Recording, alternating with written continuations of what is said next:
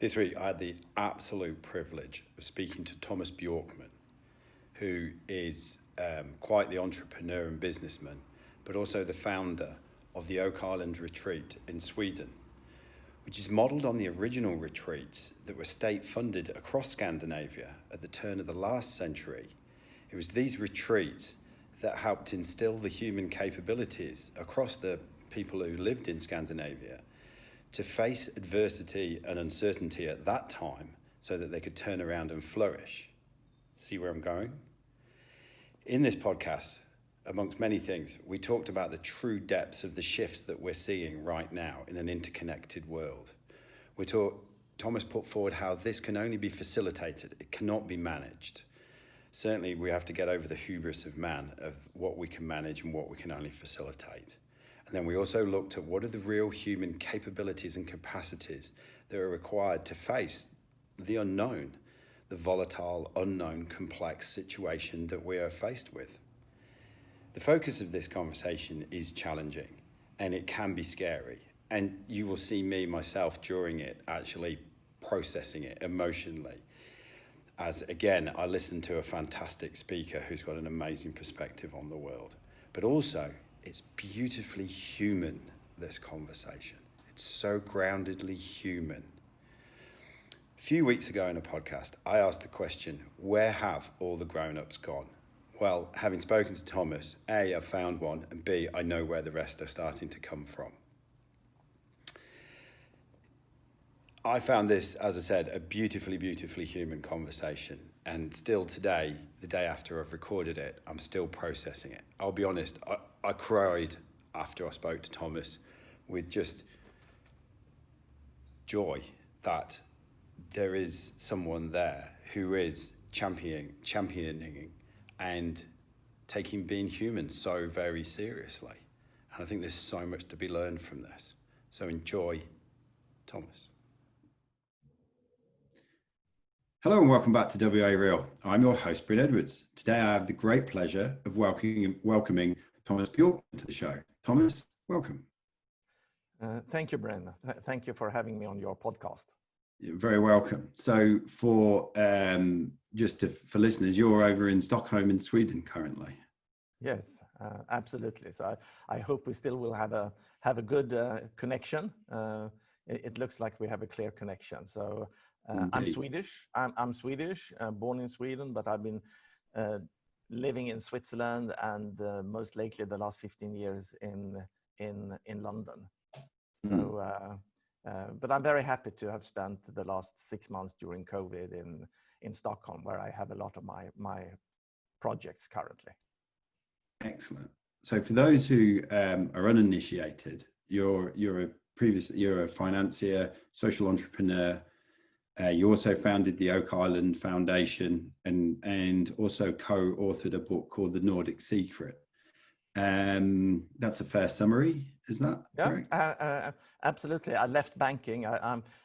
I'm more a business entrepreneur. I was more a business entrepreneur than a financer. I've started businesses in IT, in property, and in banking. And I built a banking business and I sold that 10 years ago, and then had the opportunity to think about what to do with the second half of my life. And I decided to start this foundation, the Oak Island Foundation, Ekskäret Foundation in Sweden, in Swedish, in Sweden, looking at the relationship between interpersonal growth and societal change. And we're doing that both from a practical perspective. We have youth camps in the summer and adult retreats the rest of the year. But also, as I mentioned, I've written a few books. I've written a book called The Market Myth after coming out from the banking world. Then together with my friend and colleague Lena Anderson, The Nordic Secret, and most lately, The World We Create. So just as a lead into this, could you give me a rough, an overview of the contents of the Nordic Secret? So it's very much around what the Scandinavian countries did to turn things around at the start of the previous century, developing some key sort of life skills. Yeah, absolutely. So I should perhaps start a little bit just in my latest book, The World We Create, because there really I draw a picture of the human development through Stone Age up until today, and how we have been creating our world, our socially constructed world, and how we are living in this socially constructed world and mostly take it for granted. But sometimes humanity shifts these socially constructed worlds, our collective imaginaries, as some sociologists call them. And these changes can be of different depth. And when you are going through a deep change in our society, which involves even perhaps a change in our worldview, then that becomes very demanding on us as individuals to be able to not just cope with and manage in such transition times, but actually to be able to be conscious contributors and co-creators of the new world that wants to be born. And again, in my writing and in my foundation, we've been looking at very much how can we, from a practical point, build those inner capabilities, those inner transformational skills that can help us not only to manage and survive in turbulent times, but actually thrive and contribute. So, so my foundation has been doing that for 10 years, but then for about soon 5 years, again, my friend and colleague, philosopher and author Lene Andersen from Denmark and I, we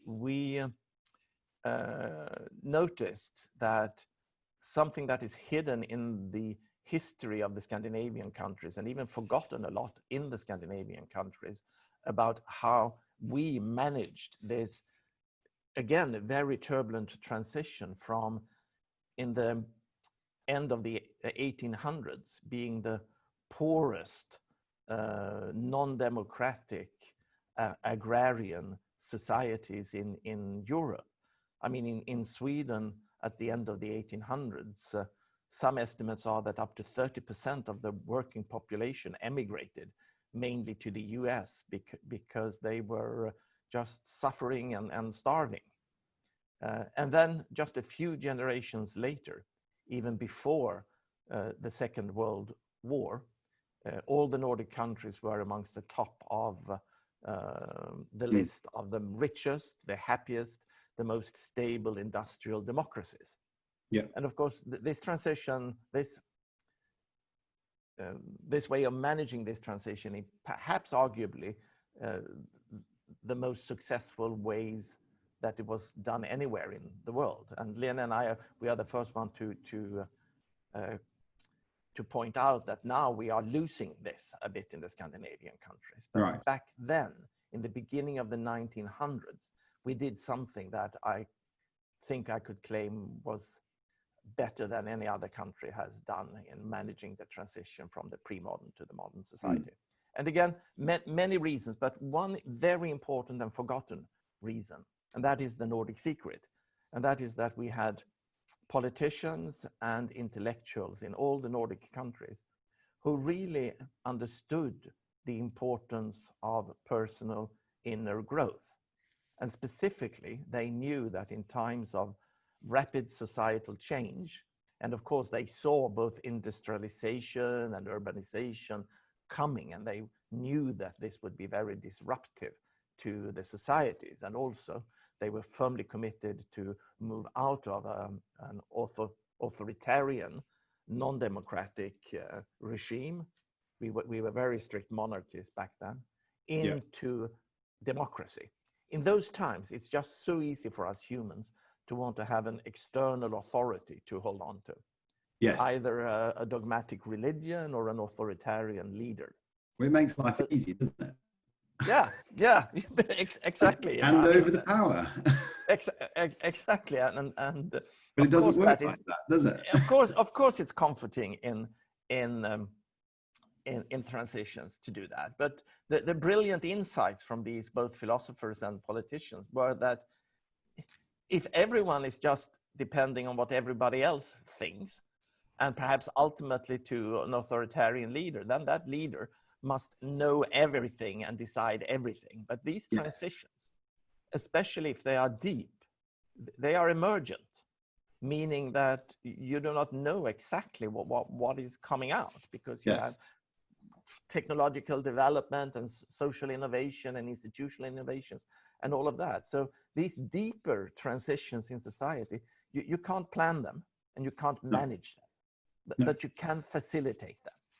You can sort of increase the chances that this, if I can use a science language, this self-organizing system that any culture is, that system will actually be able to reorganize on a more complex but also more elegant level, rather than facing a breakdown.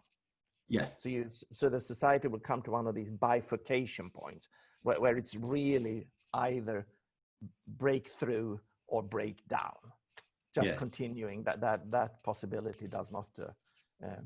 And I really like that the difference between facilitation and management, because I get, when you say management, I almost have the picture of King Canute sitting in his chair saying no to the tide as it still keeps coming in, whereas facilitation is in effect, surfing the wave instead. Facilitating or supporting or just increasing the odds for a breakthrough rather than a breakdown. And the idea. Sorry, but I think to actually work with and facilitate rather than manage it also involves a downscaling of the arrogance and hubris of man to think that he can control everything. And it might be that I really like to quote my friend and colleague, the African philosopher Bayo Akomolafe here. He sometimes says, my ancestors tell me we are in an emergency. We have to slow down. And of course, to our Western mind, we are in an emergency, climate crisis, democracy crisis, psychological health crisis, all of that. And you want to act. Yes. But it might be the right thing to do to slow down. Yes.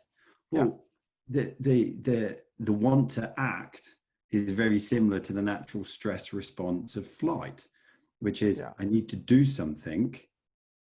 I need to respond to this stressor, and then anxiety will occur, and then I need to act, as opposed to calm down from the initial stress response. And maybe we're doing that collectively at this point in time. I think we are collectively stressing out at this point. And not without reason. I mean, that's the paradox. I mean, I know. Again, with climate crisis and democracy falling apart and all of that, we have all reason to panic. Indeed. And we'll come back to that in a minute. We'll come back to the panic in a sec. But back to the Nordic Secret. So let me continue there. So then, back 100 years ago, or a bit more, these insightful politicians and intellectuals, they realized that we cannot just follow an external authority here.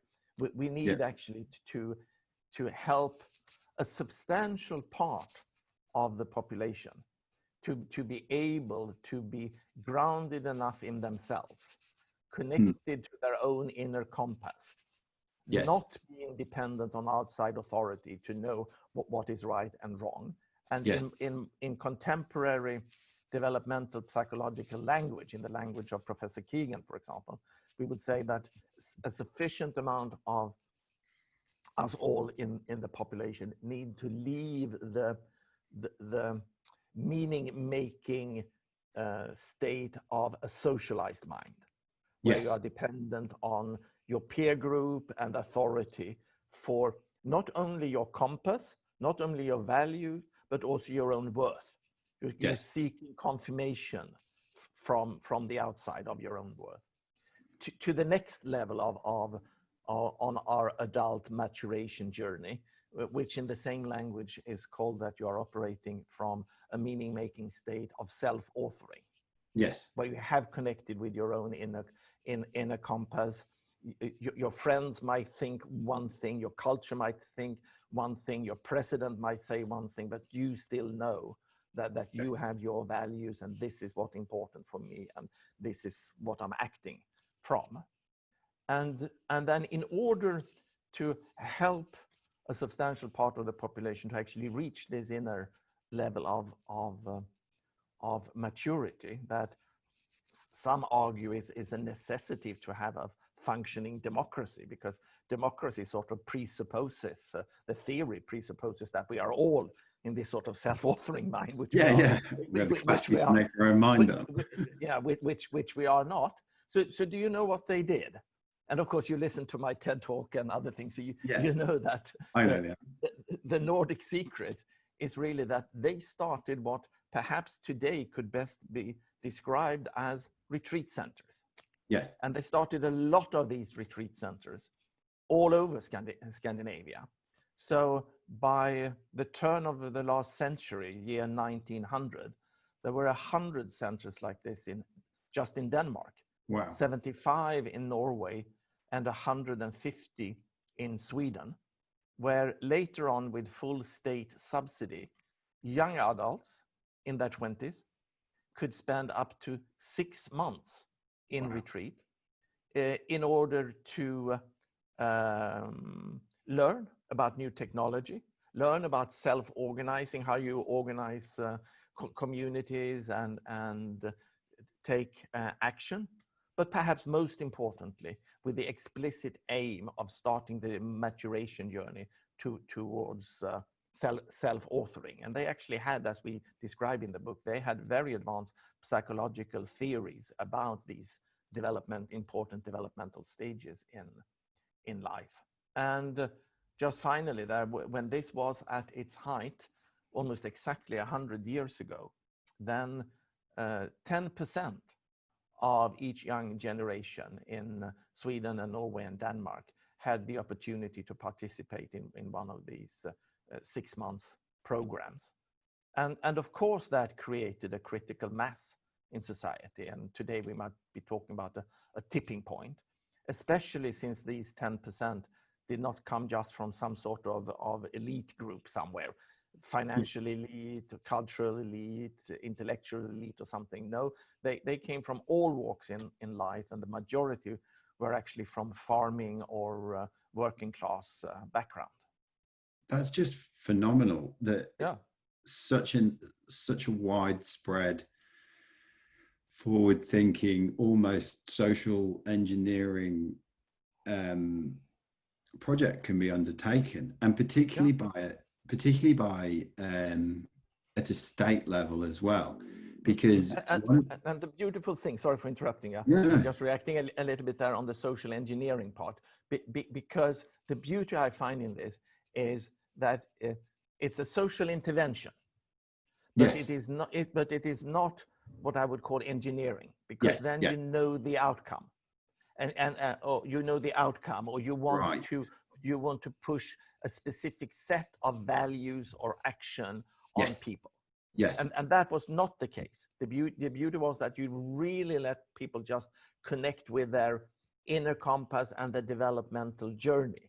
And these projects were supported from the whole political spectrum, from the conservatives to the liberals to the social democrats, because all of them saw that even if we have different political programs, we will all benefit from having a higher consciousness level in the population, because then they can really understand our arguments from the conservative side, from the liberal side, or from the social democratic side. So we can disagree on politics, but let's agree that a mature population is better than an immature population. Yes.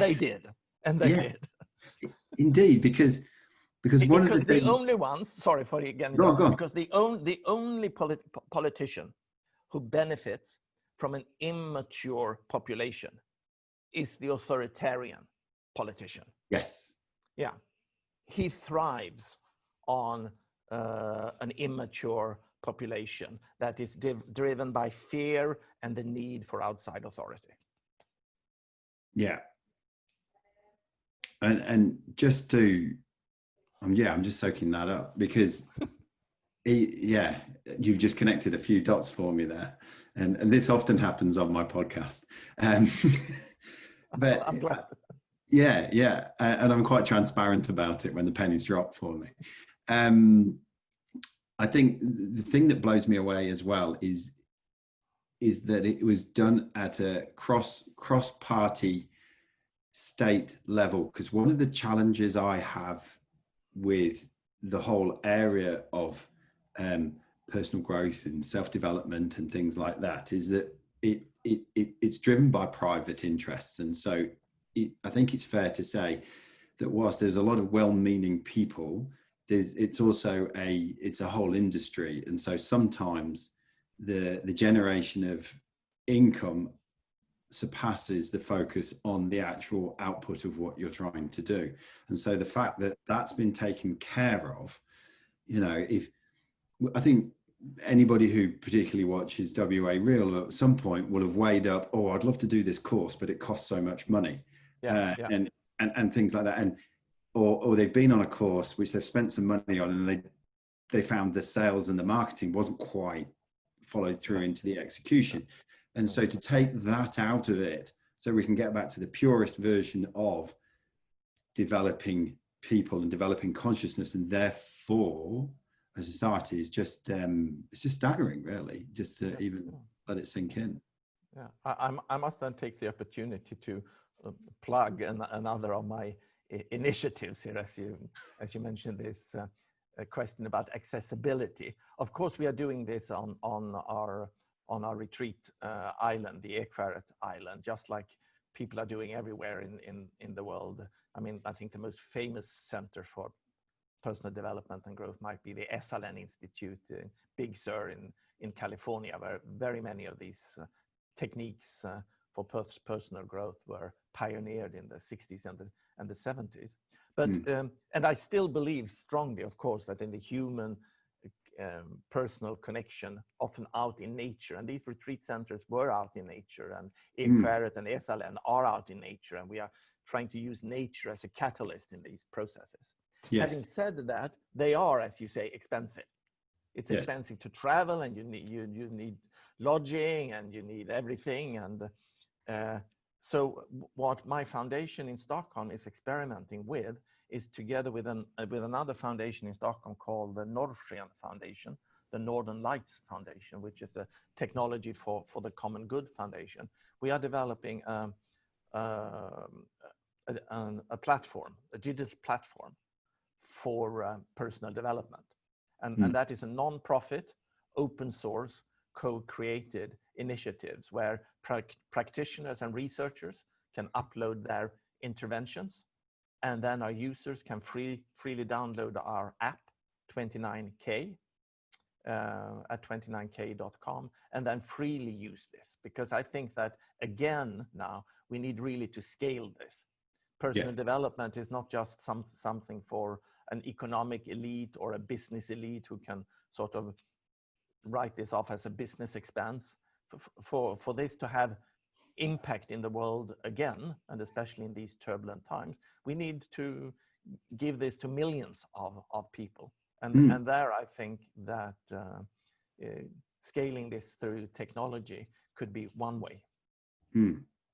So within possibly the app and within these retreats, what were some of the areas that people were actually focusing on in order to develop this level of maturity? And of course, this field of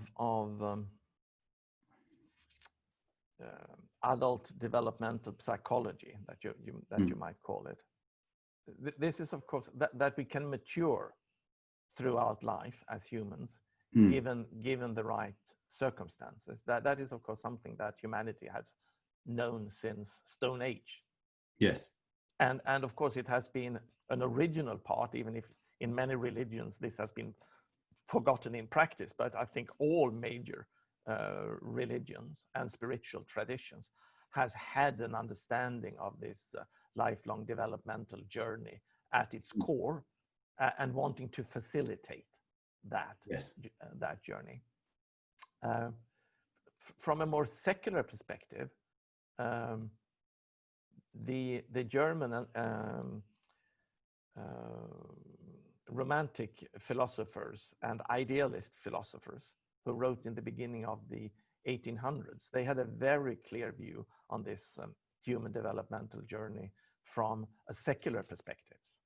Writers like Schiller, Goethe, Herder, von Humboldt, Hegel, they all reacted against the Enlightenment's view of our mind as a rational machine. Yes. And it's really this Enlightenment's view as a rational machine that is still so dominant today, that we believe that once our brain has stopped growing when we are perhaps 20, then our mind has also stopped growing. But no, of course not. So our mind might be a physical organ with a number of neurons, but our mind is this sort of self-organizing capacity of all those neurons. And that self-organizing capacity, like any self-organizing system, again, comes to these bifurcation points where you can actually step up in meaning making and understanding, and you can expand your view of yourself and of the world.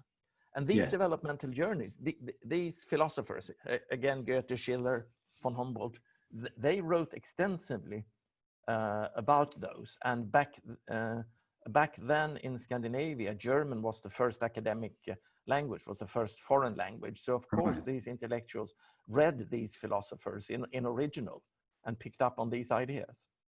But then, unfortunately, after the Second World War, we stopped reading these German philosophers and we turned towards the Anglo-Saxon world, to Oxford, Cambridge, and the US. And there it was still sort of the Enlightenment view of our mind, more as a fixed machine that should just be running. And you had this idea of the homo economicus in economic theory, that we are these rational, transparent decision machines who always makes the right decision for ourselves, our children, and future generations, which of course we are not. Of course we of course we are not. We all know. I was going to come to that in a minute. But the theories that we are relying on still, you know, in political theory and economic theory are guided by Locke's blank slate and Descartes' view of our mind as a machine. I mean, these people were writing in the 1600s. I mean, for God's sake, we have learned a bit about human development and human psychology since the 1600s. So I think I lost your original question there. Yeah, well, I was asking what were some of the actual sort of skills and capabilities. So what I was leading up to that was that, so of course today we have a deep scientific understanding from contemporary adult developmental psychology of what a healthy human developmental journey can look like. Yes. And that those models that contemporary scientists are now developing, they are just very, very similar to what philosophers and writers have been using since many hundred years. They are just confirming Schiller and Goethe. Yeah. So that is interesting. And of course, these models are quite complex. And I usually say that all models are wrong, but some are useful. So we need to remember that as well. And of course, you could apply these models on how to facilitate these inner maturation and consciousness development. But another way, which is a little bit simpler to do, is to, instead of using these very abstract models, break them down into their components, because all of these models are talking about inner development along different lines. Yes. And sometimes we talk about the need to develop our inner transformational skills. Right. Inner That are skills that are very useful for us to be able to manage on our own in transitional time. So they are skills for transformation. And again, psychologists are looking into this, and you could possibly count up to even more than 50 different skills or psychological constructs that you can measure and you can facilitate. But to simplify that as well, we sometimes collect these skills in 5 clusters just to remember them. And if I should just go through those clusters very quickly, I would say it's first of all about openness, to learn how to stay open. Yes. And especially we all know that in times of stress and fear, we usually close down. So to learn how to stay open, even in times of insecurity, to stay present. Yes. Okay. The next step could be to seek perspectives. Okay. So once you are open, then you need to seek perspectives, because your perspective on the world is only one. Yes. And it's not that we should get trapped in the postmodern trap of all perspectives are equally valid. No, I don't think so. No. But all perspectives add something. Yes. All perspectives have a piece of the truth. Yeah. Yes. There's a little nugget of gold in there. Yeah.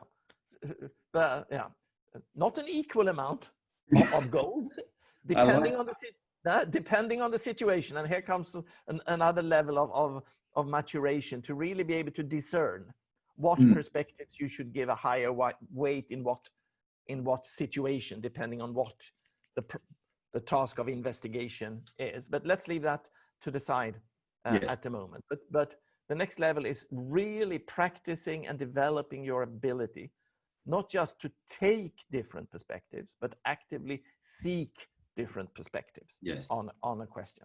Okay, because you always have your own blind spots and prejudice and all of that. So how do I actively seek more perspectives? And does that include, because this was something I was sort of touching on in a recent podcast with a Jungian analyst, where we talked about the ability to hold the tension of opposite views. Because many people don't like that tension, and so therefore collapse things. Yeah, that's the next. So once you have these opposite views, then we come to the skill of sense making. Yes. And you can make sense making on many different levels. And a young child makes sense in one way, a young adult in a different way, but a mature and wise adult should be able to make sense in more complex ways. So, for example, a young adult might want to make sense in terms of right and wrong, us and them, black and white. And that's a very simple way of making sense. Yes. But again, it's a better way of making sense than being in the sense making of a 3-year-old who hasn't differentiated these things yet. Yes. So, I mean, it is a developmental stage just to be able to separate right from wrong. Yes. Okay. But then next step in sense making would be exactly what you say, not to fall into the trap of these false dichotomies, but actually be able to hold the tension, to see the world in more nuance and depth, and hold the tension of conflicting paradox, the conflicting perspectives, and even paradox, and to see that you do not necessarily need to resolve the paradox, but the paradox in itself adds to the understanding rather than confuses the understanding. And if you want a more mature and adult population who can then be more present democratic citizens, which we were talking about earlier on, you need these skills in place. Yeah, because if you just see the world in black and white and us and them, that is not going to help us in this complex, modern, multicultural, rapidly moving world. You need to be able to to see the world in nuances and hold more perspectives. I mean, because that is the truth of life. It can't be just reduced. It is grey, it's complex, it contradicts itself. It's But again, our ability to as young adults or adolescents to start to discern in the world truth, not truth, right, wrong, that had a survival value for us, and that is an important developmental step that we shouldn't look down upon. We should acknowledge that as an important step, but also know that it's just a step. And as more mature adults, we can and we should be expected to, and we are not expected to in today's society. We should be expected to transcend that thinking up until into a more mature way of meaning. Okay, so we had stay open, openness, perspective seeking, sense making. Okay, and once you have made sense, that then you have a little bit of a map. Yes. But then you need a compass, and that are your moral values. So the next set of skills is really to develop your connection with your inner compass, and taking this step of becoming self-authoring, and realizing that you have your own compass. Yeah. And this is a little bit. It's a little bit more complicated than one might think, because perhaps not very young children or psychopaths, they might not have no compass at all. But even an adolescent and a young adult has its own compass. Yes. And that could be a very strong compass. So that we're not saying that a young adult or an adolescent does not have an inner compass, but it's not your own compass. Again, that is a compass that you have been socialized into accepting by your peer group, or by society, or by an authoritarian leader, or by a dogmatic religion, has sort of installed an outside compass in you. Yes. And again, that had survival value, and that has value for a teenager and everything. But if you have an outside compass inside you, and you believe that the world is either right or wrong, then it could be very easy to say that everyone who does not exactly have the same internal compass as I have are just my enemy. Yes. They are the others, and so on. There's the word of cancel culture right now. And another bad thing with externally installed compass is that it's not very robust. It's very fragile. Yes. Because if you end up in a new peer group, or you have another authoritarian leader, then that compass immediately disintegrates, and you get a new compass. And that is what we've seen, for example, I would say in the US right now with Trump, that a lot of people who you thought had sort of a sound internal compass, they had a compass, but it was installed by some sort of culture, which they didn't really on a deeper level agree with. Yes. And when the outside authority said, it's okay to drop that compass, here is a new one, then you shift like this.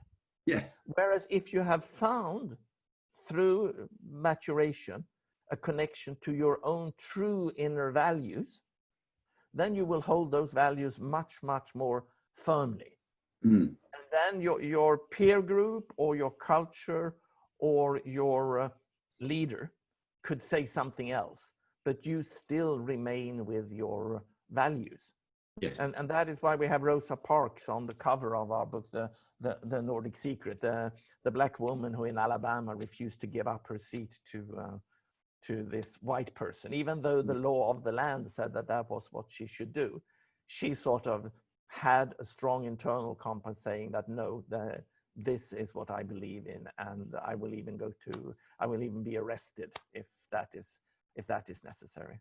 And the beautiful thing there is that she has said in many interviews, and that's why we have her on the cover there, that what gave her that inner compass was the fact that she had attended one of these retreats at one of those Scandinavian centers. Wow. But in the US, because this concept, and you can read more about it in the book, actually traveled to the US.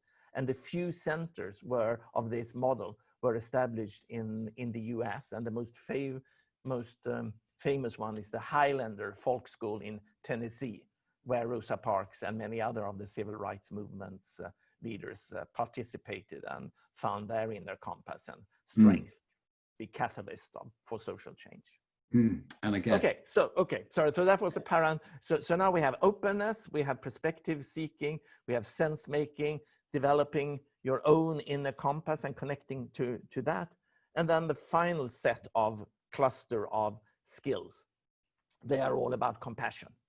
And again, we have many levels of compassion and many different ways of understanding and talking about compassion. You have compassion, you have self-compassion, you have empathy, but just for simple reason, we have this heading of compassion, because I would say that none of these skills so far has very much value if you haven't got a developed compassion. And again, luckily, science tells us that all these skills that I mentioned, including compassion, we are able to develop. We are not born with a certain amount of compassion. We can develop it. We can both deepen our capacity for compassion, and we can widen the circles that for our care and compassion. So that is the good news. Science tells us that these skills are possible to develop them. The bad news is that we can't just teach these skills in sort of a traditional school setting or course. If you have an employee in your organization that you think would really benefit from deepening that compassion, you cannot just send that person on a 3-day compassion training course and then they come back with a certificate of completed training. I'm now compassionate. No, all of these skills can be facilitated, but not taught in a traditional sense. They all require something that is called, and this is a quite established concept, of transformational learning. The transformational skills needs transformational learning. And that is, of course, a learning process that takes a long time. Weeks, months, years. And it involves these deeper psychological processes that we are mainly unaware of. But that is, of course, what we are trying to do. What they were trying to do back then in these retreat centers that were called folk high schools, that what we are trying to do today at the Oak Island and at other retreat centers, and what we are trying to achieve also with the digital support of 29K. It's all about this transformational experiential learning to develop skills like this. Not just for the individual. Certainly for the individual, because we believe that in this rapidly moving world, we don't know what we should teach our children, or what skills we should develop ourselves, because in 10 years the world will be completely different. But we can be sure that these skills will always be in demand. So you have a strong incentive individually to develop these skills. But I think, again, tying this back to where we started and the societal change that we are going through today, these are also exactly the skills we need to have at a large scale in society to be able to facilitate this transition and to help people to become active co-creators in this transformation and not just victims of the transformation. That's phenomenal. That's, the level of thinking there is just, the words that come to mind are beautifully human. Thank you. Thank you. Yeah. Thank you. But it all makes sense, and I mean it's fairly simple. It does. But it does. It's fairly simple, and it's not surprising that these politicians and intellectuals 150 years ago saw this so clearly and implemented these programs. What makes it difficult today is that our worldview, and that in our worldview we still look on our mind as this machine, and we can't see that it's an organic developing force that we have inside ourselves, and that we can facilitate the development of these capacities. Because that was going to be my next sort of question for you. Was you talked earlier on about the different levels of change that we're going through, and I think you group them into 5 levels. Yeah.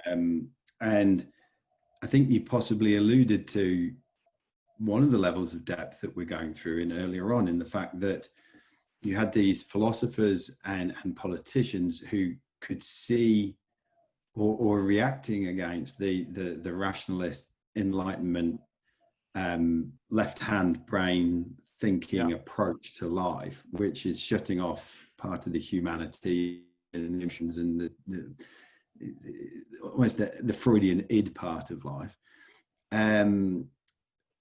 Do you think that amongst many of the things that are happening at the moment, we have run our course with that way of thinking, that ideology, and that we are coming almost back to a 0 point at the moment, whether we're moving to another bit, but coming back to a 0 point? Does that make sense? Yeah, absolutely. I think what we should do first is, of course, acknowledge the huge value of that left brain hemisphere perspective. I mean, the Enlightenment and the Enlightenment thinking and the Enlightenment emphasis on our individuality and on our rationality, that is what has given us modern medicine, human rights, democracy. Yeah.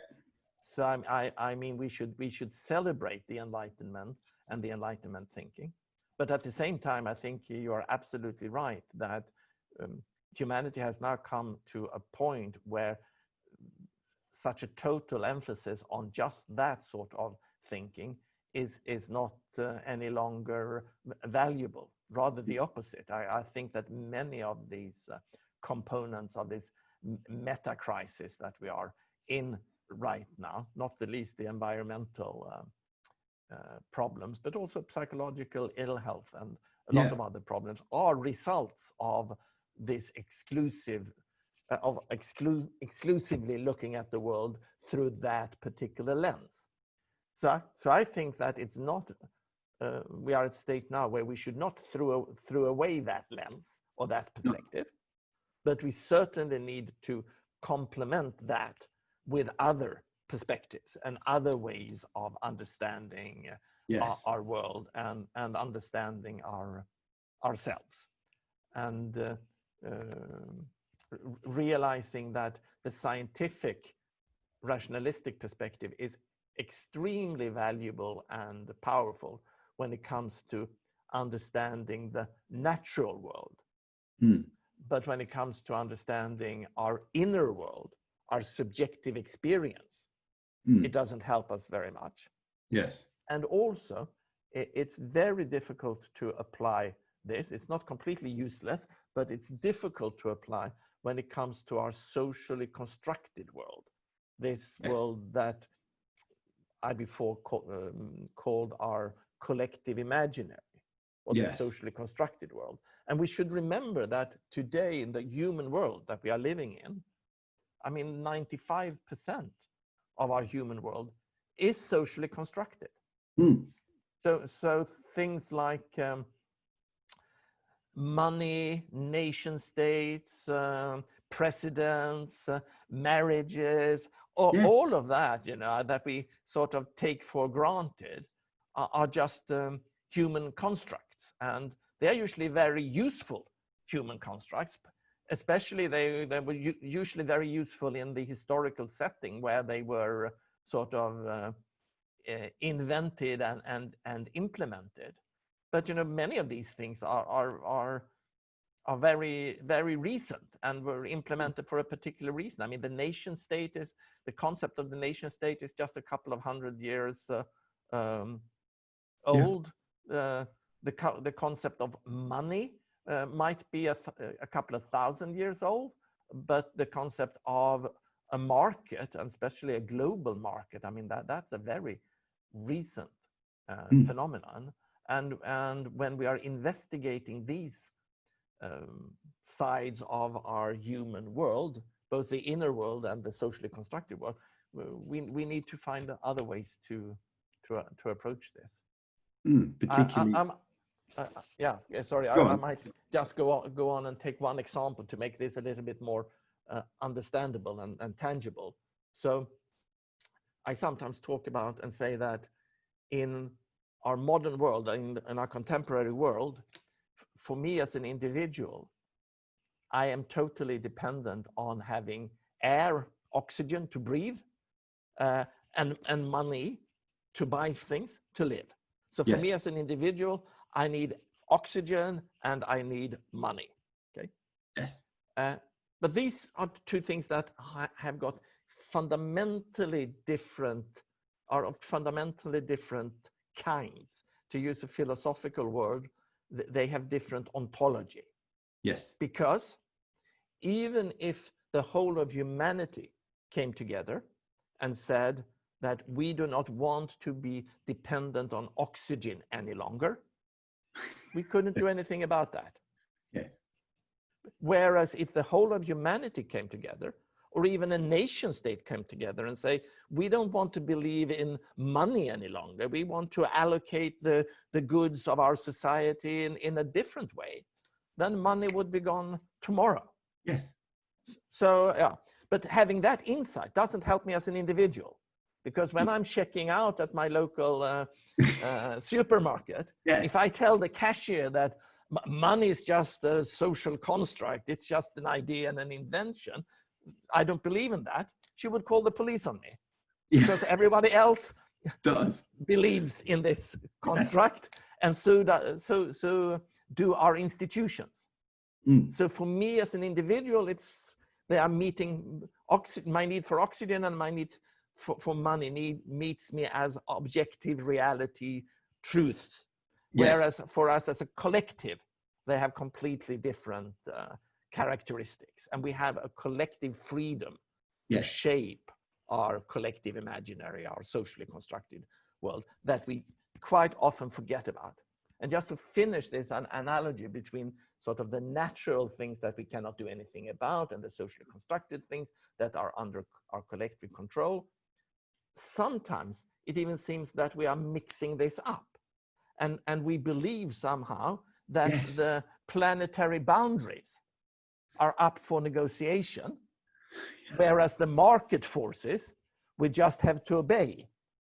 Whereas of course it's the opposite.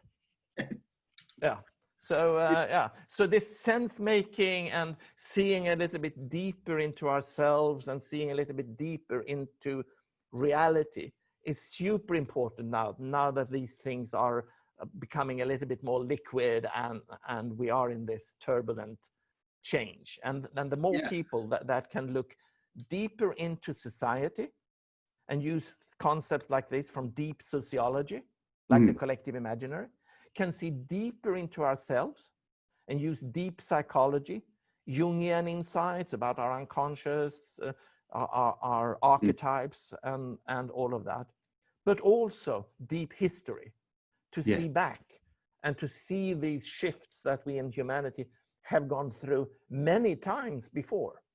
So this is not the first time we are in one of these deep shifts in humanity. And looking from history, and that Yuval Harari's *Sapiens* is a wonderful book to read to see this pattern of how he's talking a lot about this socially constructed world and how that is shifting. So if you have an understanding of history, then you also know that these societies and civilizations are very fragile things. And in most cases through history, civilizations have not been able to go through this transformation or metamorphosis. Most often civilizations have broken down once they reached their own limits and constraints, and another civilization has taken over. Even when the Roman Empire fell, there were other parts of the world that could take over. But what's making the situation today much more scary is, of course, that today we are living in a global civilization. Yes. And if we have a global breakdown and a planetary breakdown, there is no plan B, there is no civilization B, there is no planet B that could take over. So that makes it much more important for us right now to actually be self-conscious of this process, and how we, without again believing that we can manage this, still can be able to facilitate and support this transition. And I think you've so beautifully taken us, and particularly me, to the point where there is something so existentially scary about what is happening right now. If you have developed the faculties within yourself to stay present in your emotions, not check out, not dissociate, not go and play with Facebook or stay open. YouTube. Staying open. But if you can stay open and actually feel it, it is so very, very scary at the moment, because we are so very interconnected at the moment. I mean, here in Western Australia, it's one thing for our politicians to say, oh, we're going to keep the borders tight and keep everybody out. But now we're faced with the prospect of food growing in fields with nobody to pick it. Yeah. All because the migrant workforce that come in and out and travel around Australia are now not. And that's just one example in amongst many that's hitting and we're talking about food supply there. Yeah. So and that's just one example. And so, in terms of the depth of your what you were talking about in terms of the shifts that we're going through at the moment, I think if you can stay open and stay within your emotions, you can feel just how very, very, very, very deep this could be. Would you agree? No, absolutely. And I think that this COVID crisis that we are going through right now, that has also opened our eyes to just the fact that you are pointing out here, that we are so interconnected and interdependent. And that is also, of course, scary. But that is also an awakening, and that we awaken to perhaps to the fact that my health is actually not just my individual problem and responsibility to maximize my own health by my own health insurance and access to healthcare. I'm actually dependent on other people also having access to healthcare and being able to stay at home if they are sick. If my pizza delivery person comes to me sick because he or she cannot afford to take a day off or to see a doctor or to get tested, that will impact me. So I'm actually, my health is actually dependent on everyone in my society having a basic access to healthcare and be able to afford to stay at home if you are sick. And I hope that this is now sort of opening up at least some people to the fact that we are all, not just in a nation, but also globally, really interdependent. And of course, we have known this from the environmental crisis, but for many people, the environmental crisis is still very abstract. When it hits me and my family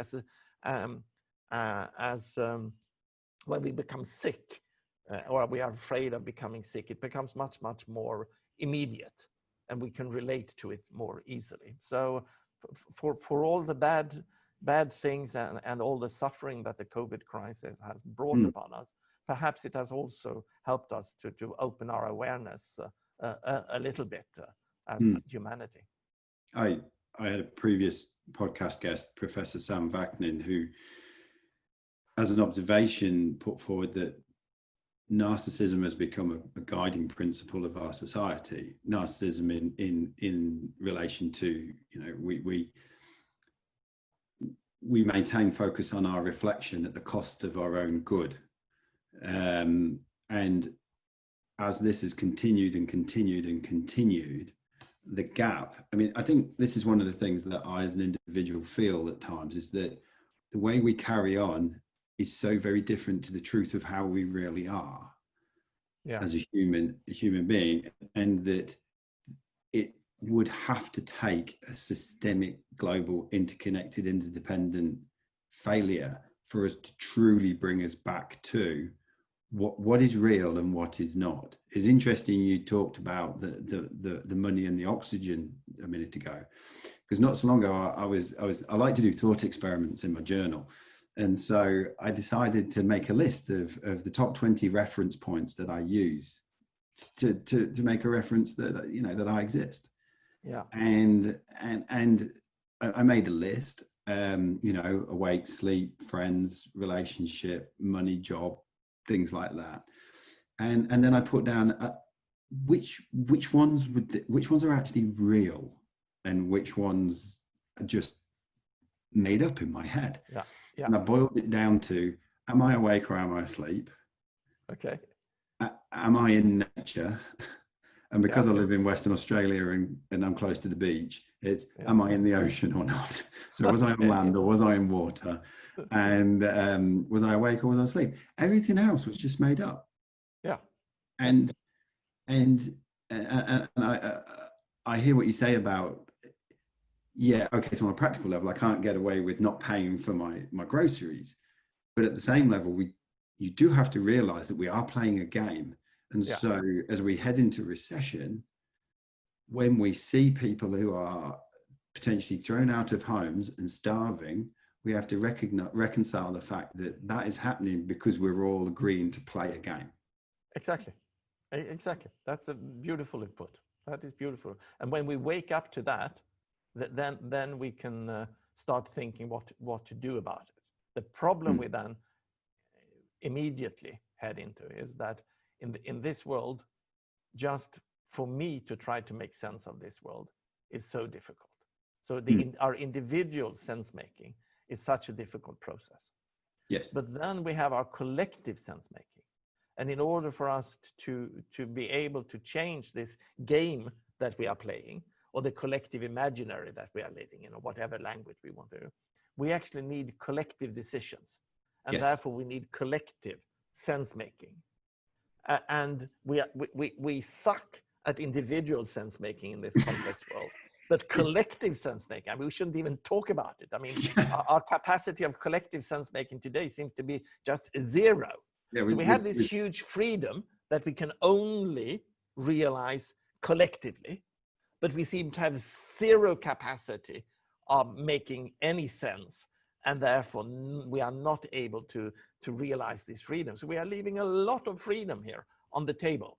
Yeah. But So essentially, that is a huge challenge now. So, and of course they are related. Yeah. So what sort of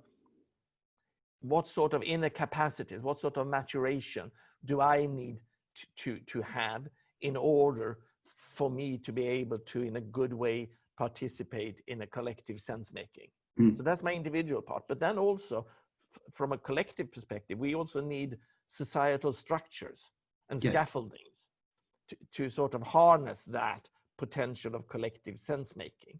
And again, 200 years ago, perhaps the best thing we could come up with then when it comes to collective sense making and decision making was that you there in Western Australia, you elected 1 or 2 representatives, and then you put them on horseback and they rode to Canberra and participated in a parliament once a year, and you made collective sense. But that's 200 years ago. So today, that is not enough. We need to find new ways of collective sense making and collective decision making, of course. So whilst on one level, what we've talked about is very dark and scary, on another level, it's back to basics. It's back to square one, which is also an exciting thing. Yeah, absolutely. Absolutely. And as threatening as the rapid technological development we are going through right now, I also think that there will be lots of good possibilities coming out of this technology, and that some of the answers for our predicament we will have to find within ourselves. And we might even go back to ancient traditions, Aboriginal traditions, spiritual traditions, to find those parts. But then there is also new opportunities at the same time that is opening up through technology. We just need to match the technology with human wisdom. I think that is the key. Human humility and wisdom as opposed to hubris. Yeah. Compassion. You've just been away in nature for 2 weeks. If I could ask you a couple of questions about Thomas. I read on your post in LinkedIn, you've been away for 2 weeks, away from technology, away from reception. What were some of the bigger things allowing yourself, given the work that you do, given your view on the world, but also as a man and a human in it, what were some of the bigger things that came up for you during that period of time that you took away from being connected? Yeah. First of all, I should say that I feel very lucky and privileged to be able to just be out in nature in these COVID times. That is absolutely we're not in a very something to take for granted when we have this lockdown and travel restrictions. So luckily in Sweden, we have, just like you in Australia, we have these vast amounts of still untouched land that we have access to. And in Sweden, we have this, even the public right of access. So you have the right to access these land if you take responsibility. And some of the parts in the north of Sweden are even above the Arctic Circle. And I was together with my girlfriend trekking in the National Reserve of Sarek. And that's absolutely wilderness. There are no paths, no signs. There is no mobile coverage or anything, and you hardly see any other persons. And of course, that takes a little while to get used to at first. But I must also say that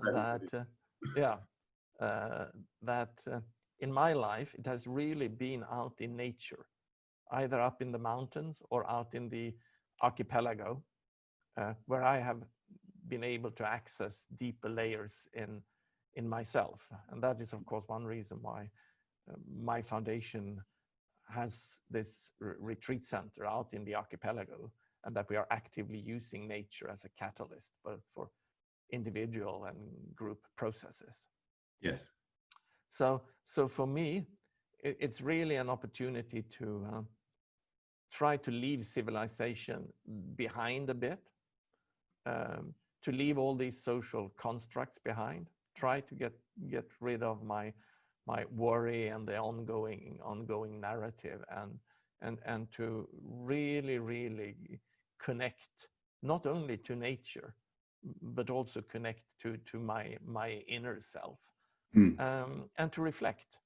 And I should say that one of the reflections I did during those days was around my journey in life, and that we are going through this lifelong journey. And I'm in my early 60s, still a few years to the common retirement age, and I will not retire, or I have already retired, however you would say. I will still pursue my passion and purpose, hopefully until I'm too old to do that. But I also realize that I might be at the stage in life where I'm also in a personal transition from perhaps being more active in managing and starting and very much hands-on management in projects. And I took the time to search a little bit. So what will my role be, if not in a year, so in 10 years time?